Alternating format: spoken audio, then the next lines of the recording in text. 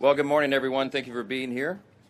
We are here this morning for a very important reason, as you all know, because there is currently an unprecedented and a clear and present danger to the integrity of our election system.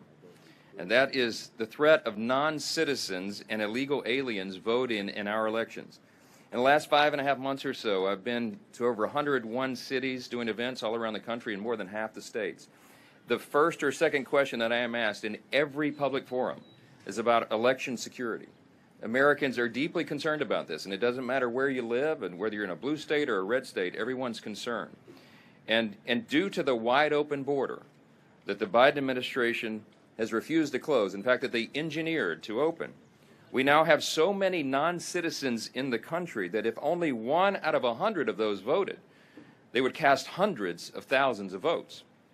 And since our elections are so razor thin in these days that we're in, and just a few precincts in a few states decide the makeup of Congress and who is elected to the White House, this is a dangerously high number, and it is a great concern to millions and millions of Americans. It could obviously change the outcome of our elections, and this is not an empty threat or concern. I'll let my colleague Chip Roy here in a moment get into the specifics of the SAVE Act, but I want to address why we need this legislation. Some have noted that it's already a crime for non-citizens to vote in a federal election, and that is true. But here are 4 things that are also true.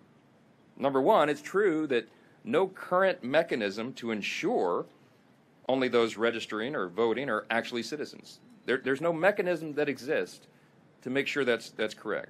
If a nefarious actor wants to intervene in our elections, all they have to do is check a box on a form and sign their name. That's it. That's all that's required. And there's a very small chance that illegal would get caught, because here's the other thing. Our states do not have the election infrastructure in place to confirm what they've said. Number 2, it's true that Joe Biden has welcomed millions and millions of illegal aliens. We think I believe the number is close to probably, at this point, 16 million illegals who have come into this country since Joe Biden walked into the Oval Office. And that includes sophisticated criminal syndicates and agents of adversarial governments here in our borders and even on humanitarian parole. And that means the millions that have been paroled can simply go to their local welfare office or the DMV and register to vote there. And please understand this. States are currently prohibited from asking somebody to prove that they're a citizen when they use the federal voter registration form. Third truth, it is also true that a growing number of localities are blurring the lines for non-citizens by allowing them to vote in municipal local elections. In cities and towns in California, in Maryland, Vermont, and even right here in D.C.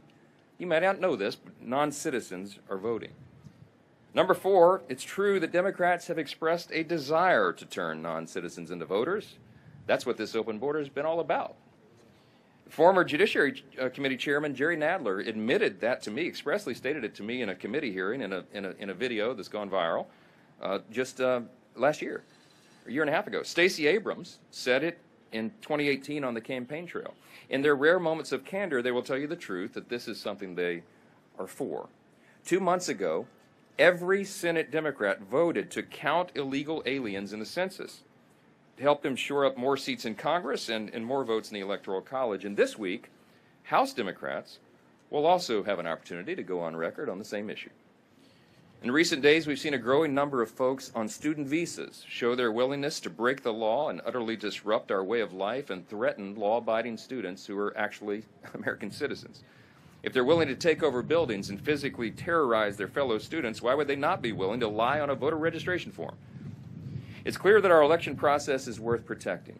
It is our responsibility as members of Congress and concerned leaders of citizens groups and organizations who care about the integrity of our system and our elections. It is our duty to ensure that this is done. Even if you weren't concerned about the drop boxes and the ballot harvesting and the mail-in ballots in 2020, you definitely should be concerned that illegal aliens might be voting in 2024. And that's why it is critical that we pass the SAVE Act to safeguard our federal elections and ensure that only Americans get to decide American elections.